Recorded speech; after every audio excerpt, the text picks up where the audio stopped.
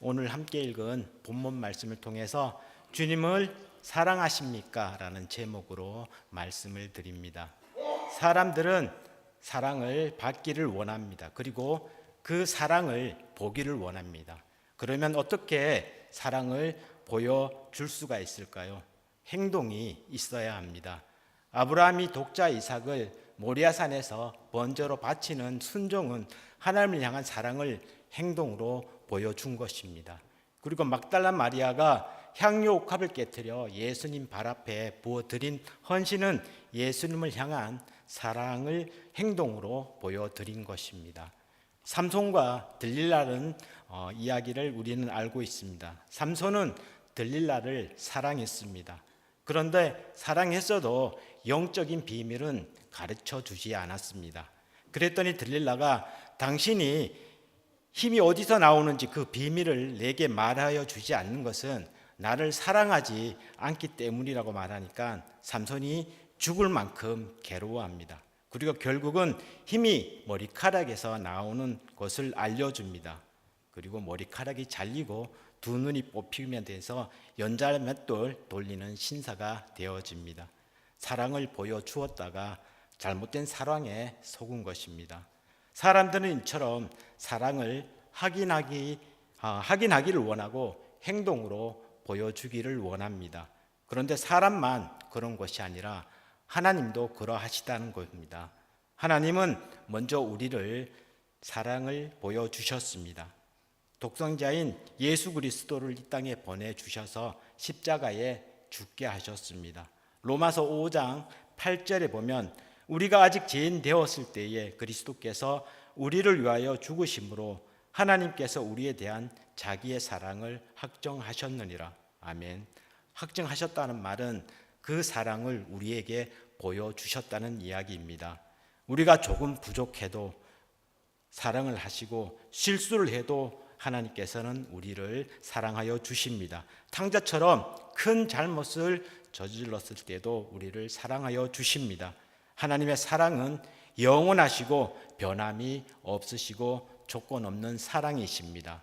우리가 하나님을 사랑해서 사랑해 주신 것이 아니라 조건 없이 우리를 죄에서 구원하시기 위해서 예수 그리스도를 화목제물로 삼아 주신 것입니다. 우리 인간의 사랑은 배반하고 상처를 주기도 합니다. 그러나 하나님의 사랑은 변함이 없으시고 끝이 없습니다. 그래서 이사야 선지자는 하나님의 사랑을 이렇게 표현하고 있습니다. 이사야 49장 15절 말씀에 여인이 어찌 그 젖 먹는 자식을 잊겠으며 자기 태에서 난 아들을 긍휼히 여기지 않겠느냐. 그들은 혹시 잊을지라도 나는 너를 잊지 아니할 것이라. 아멘. 하나님의 사랑은 인간과의 사랑과는 본질적으로 다르다는 것입니다. 우리를 향한 하나님의 사랑은 변함이 없습니다. 그러나 기억해야 하실 것은 하나님 우리를 사랑하시기 때문에 우리의 사랑을 받고 싶어 하십니다. 하나님 우리에게 주신 명령은 마음을 다하고 뜻을 다하고 힘을 다하여 주 너의 하나님을 사랑하라는 것입니다. 그리고 하나님이 주신 계명의 첫 계명은 여호와 하나님 외에 다른 신을 내게 두지 말라고 하셨습니다. 오직 하나님만 사랑하라는 것입니다. 하나님은 우리의 사랑을 받고 싶어 하십니다. 그러면 어떻게 하나님을 향한 우리의 사랑을 보여드릴 수가 있겠습니까? 오늘 본문 21절 말씀에 나의 계명을 지키는 자라야 나를 사랑하는 자니. 아멘. 이 말씀은 너희가 정말 나를 사랑하느냐? 그러면 사랑하면 계명을 지키라는 말씀입니다. 그런데 23절 말씀에도 동일한 말씀을 하고 계십니다. 사람이 나를 사랑하면 내 말을 지킬지니. 아멘. 지금 예수님이 하신 말씀을 정리하면 하나님을 사랑하는 사람은 계명을 지켜야 한다라는 말입니다. 이렇게 말씀하신 이유는 예수님을 사랑한다라고 고백을 하면서 계명을 지키지 않는 사람이 있었기 때문입니다. 많은 사람들이 예수님을 주여 주여라고 고백하면서도 말씀대로 살지 못하고 있었기 때문입니다. 성경에는 하라라는 계명도 있고 또한 하지 말라라는 계명도 있습니다. 이 계명들을 보면 때때로 우리를 구속하는 것 같은 느낌을 받습니다. 그래서 젊은이들이 교회에 나오기를 꺼려하는 이유가 되기도 합니다. 그런데 계명은 속박이나 구속이 아닙니다. 계명은 큰 복이고 은혜이고 사랑입니다. 왜 예수님께서 나를 사랑하면 계명을 지키라고 말씀하셨습니까? 신명기 10장 13절 말씀에 보면 계명을 지켜야 될 분명한 이유를 말씀하고 있습니다. 내가 오늘 내 행복을 위하여 내게 명하는 여호와의 명령과 규례를 지킬 것이 아니냐. 아멘. 여호와의 명령과 규례를 지키라고 말씀하신 이유는 너의 행복을 위한 것이다 라고 말씀하고 있습니다. 모든 계명을 살펴보면 세상을 사랑하고 사람들을 사랑하는 하나님의 배려가 가득 담겨져 있습니다.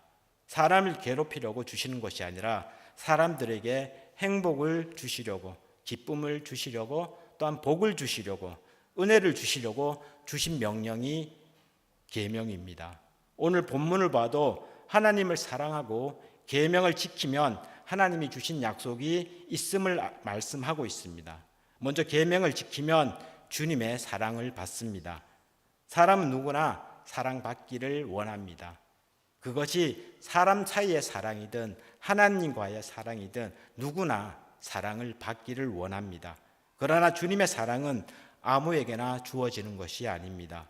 오늘 본문 요한복음 14장 22절 말씀에는 우리에게 분명한 기준을 제시하고 있습니다. 본문 14장 21절 말씀 우리 함께 다시 한번 봉독하시겠습니다. 나의 계명을 지키는 자라야 나를 사랑하는 자니 나를 사랑하는 자는 내 아버지께 사랑을 받을 것이요 너도 그를 사랑하여 그에게 나를 나타내리라. 예수님께서는 나를 사랑하는 사람은 나의 계명을 지키는 자라고 말씀하고 있습니다. 다시 말해 말로만 주님 사랑합니다 하는 것이 아니라 실제로 주님의 말씀에 순종하고 주님의 뜻을 따라 사는 것이 진정한 사랑의 표현이라는 것입니다. 그리고 그렇게 계명을 지키는 자에게 하나님께서는 사랑을 베푸시고 예수님도 그를 사랑하여 자신을 나타내시겠다고 약속하십니다. 하나님의 사랑은 모든 사람을 향해 열려 있지만 그 사랑을 받을 수 있는 사람은 바로 주님의 계명을 지키는 자입니다. 이미 구약에서도 이 진리는 반복해서 강조되었습니다.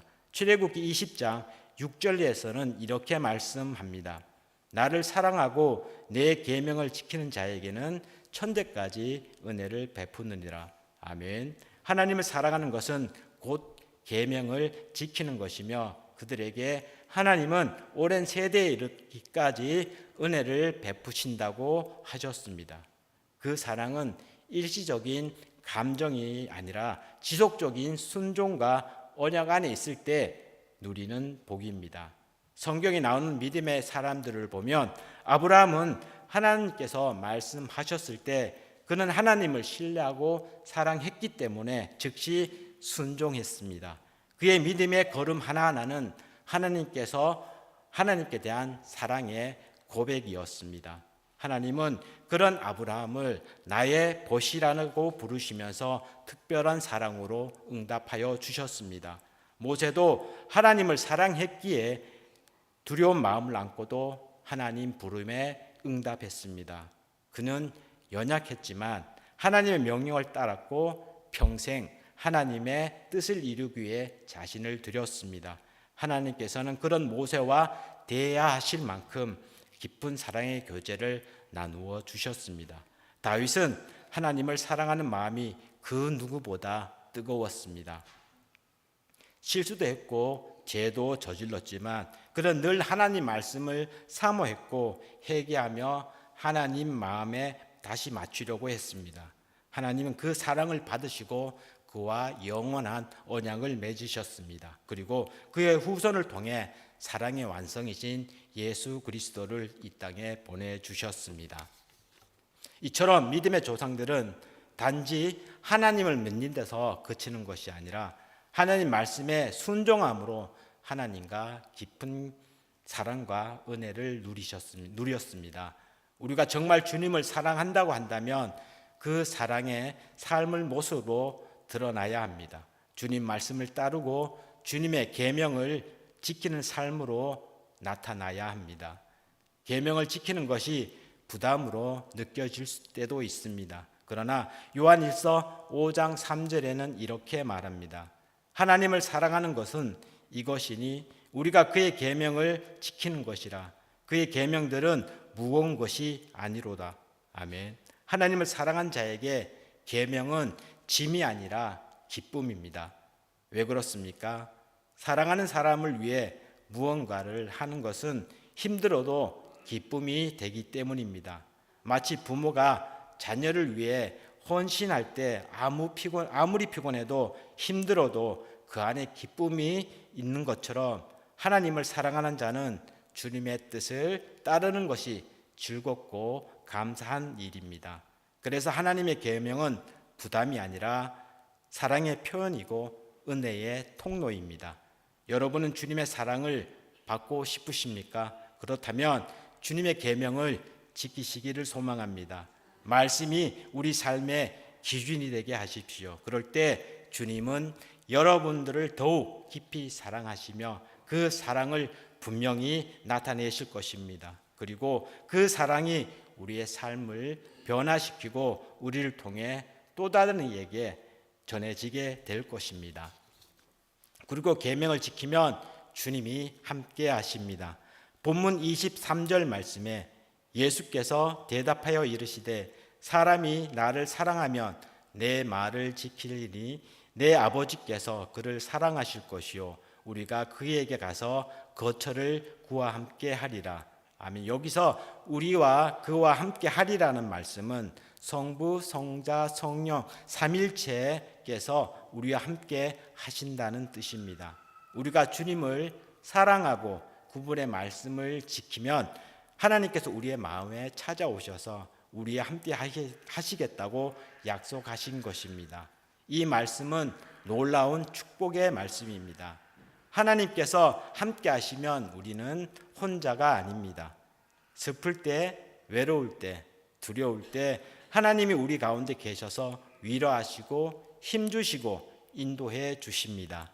성경에는 하나님 말씀을 사랑하고 끝까지 지킨 사람들의 이야기가 많이 나오는데 많은 어려움과 고난 속에서도 있었지만 하나님은 그들과 함께 하셨고 그들을 지켜주셨으며 결국 높이 들어 사용하셨습니다.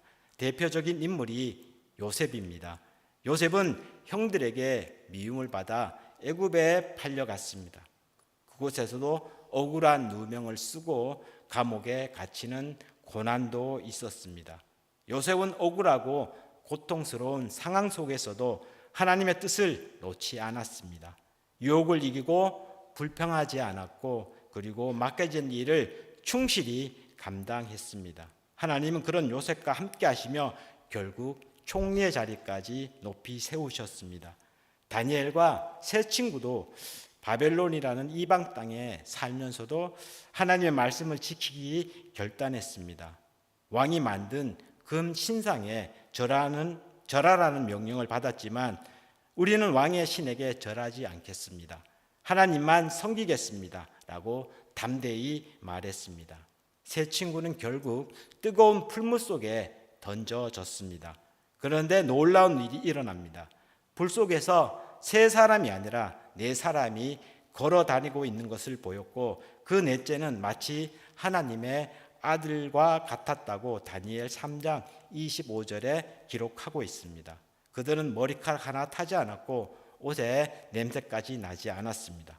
하나님께서 그들과 함께 하셨기 때문입니다. 다니엘 역시 하루 3번씩 기도하며 하나님 말씀에 순종하다가 사자의 굴에 던져지게 됩니다. 하지만 하나님은 그 사자의 입을 막으셔서 다니엘을 온전히 지키셨습니다. 이 모든 이야기는 우리에게 분명히 말씀해 주고 있습니다. 하나님은 지금도 하나님 말씀을 사랑하고 지키는 사람과 함께 하십니다. 우리가 주님을 사랑한다고 한다면 그 사랑은 말뿐 아니라 삶으로, 행동으로 보여야 합니다.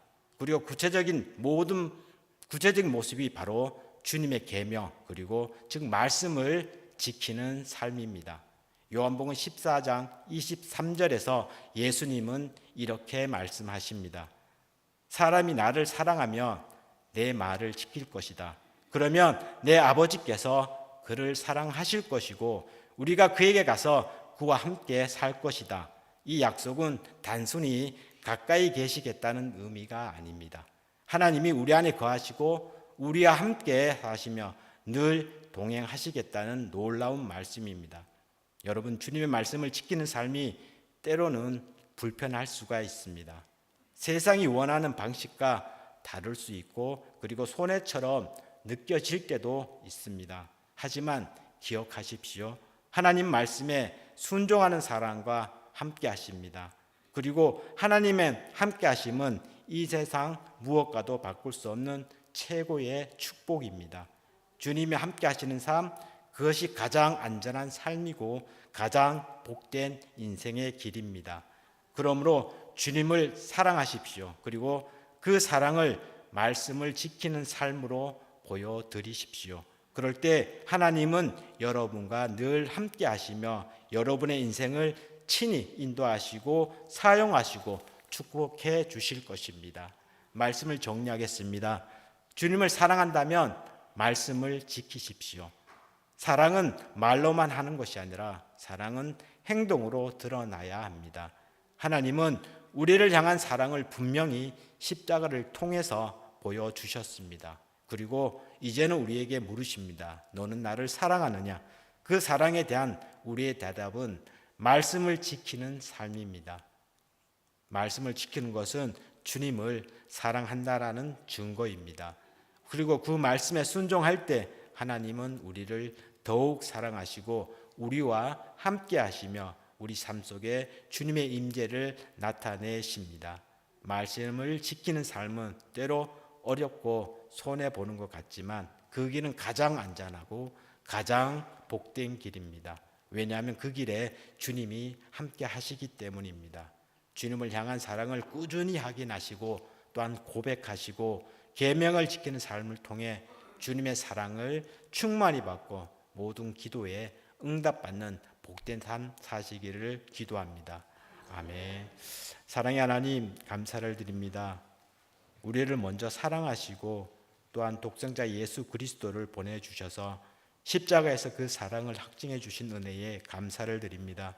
주님, 우리가 입술로만 주님을 사랑한다고 말하지 않게 하시고 우리의 삶으로 또한 순종으로 말씀을 지키는 삶으로 주님을 사랑함을 드러내게 하옵소서.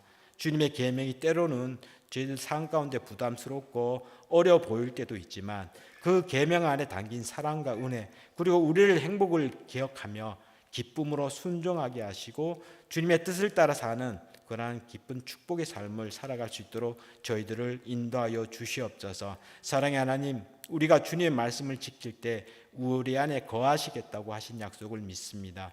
우리 삶 속에 주님의 임재가 충만하게 하시고 외로울 때 또한 저희들이 두려울 때 주님이 함께 하신다는 확신 속에 담대하게 믿음의 길을 걸어갈 수 있도록 저희들을 인도하여 주시옵소서. 다시 한번 주님의 사랑을 간절히 바라고 원하오며 이 기도를 예수님의 이름으로 기도드립니다. 아멘.